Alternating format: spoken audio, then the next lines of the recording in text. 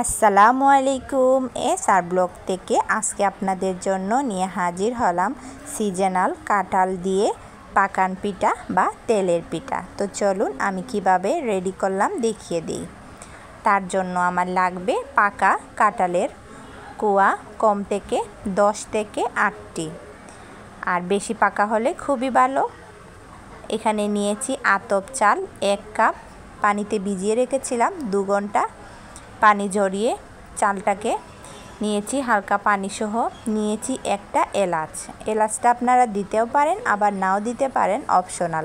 তবে এলাচটা দিলে কাঁঠালের সাথে খুবই একটা দারুণ ঘ্রাণ বা খুবই ভালো লাগে।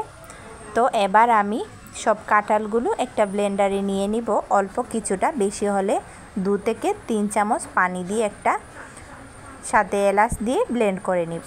আর আমার ব্লেন্ড হয়ে গেছে। এবার দিয়ে দিব চালগুলি, চাল ভিজানো পানিটুকু সহ দিয়ে দিলাম। এর চাইতে বেশি পানি দিব না, কারণ চিনির সাথে অ্যাড করলে পানি আর একটু হালকা ছেড়ে আসে। তো দেখুন কিভাবে আমার হয়েছে, আপনারা দেখলেই বুঝতে পারবেন। পাকান পিঠা যেরকম আমরা তৈরি করি বা তেলের পিঠা সেম ওই রকমই, শুধু এইখানে যোগ করব 1 চামচ দুধ এবং হালকা কিছুটা লবণ বা পরিমাণ মতো লবণ দিয়ে দিলাম, তাহলে মিষ্টির স্বাদ আরও বেড়ে যায়। তো আমি মিলিয়ে নিচ্ছি এবং সব কিছু নেড়ে ছেড়ে আবার চেক করে নিচ্ছি মিষ্টিটা ঠিক আছে কিনা। আমি চিনি দিয়েছিলাম 1/3 কাপ, এতেই হয়ে যাবে। আর আপনাদের যদি আরেকটু মিষ্টি খেতে চান তাহলে আরেকটু দিতে পারেন। আর আমার কাঁঠালটা বেশ মিষ্টি ছিল বলে 1/3 কাপে হয়ে গেছে। এবার আমি চুলায় চলে গেলাম, কড়াই বসিয়ে বেশ কিছুটা তেল দিয়ে তেলটাকে মিডিয়াম আঁচে পিঠাটা ছেড়ে দিলাম। আর দেখুন ছাড়া মাত্রই মাশাআল্লাহ ফুলে কি সুন্দর উঠে গেছে।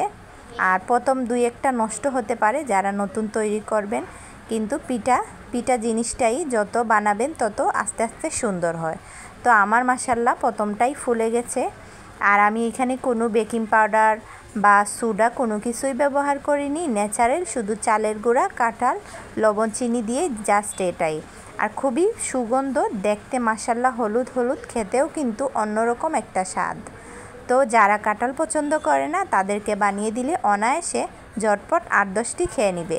তো দেখুন মাশাআল্লাহ কীরকম দেখতে, আর খেতেও মাশাআল্লাহ মিষ্টি হয়েছিল আর অনেক সুঘ্রাণ। তো আপনারাও চাইলে ঘরে বানিয়ে নিতে পারেন সিজনাল কাঁঠাল দিয়ে এই কাঁঠালের পিঠা। তো আমি আপনাদের সুবিধার জন্য একটা ভেঙেও দেখাচ্ছি যে ভিতরটা কেমন হয়েছে। ভিতরে খুবই সুন্দর ভাজ হয়েছিল, আর ভিতরটা নরম, বাহিরটা ক্রিস্পি, খুবই ভালো লাগছিল। তো বন্ধুরা, আপনাদের যদি ভালো লাগে আর আমার ভিডিওটা ভালো লাগে তো অবশ্যই একদিন বানাবেন। আর প্লিজ শেয়ার অ্যান্ড সাবস্ক্রাইব।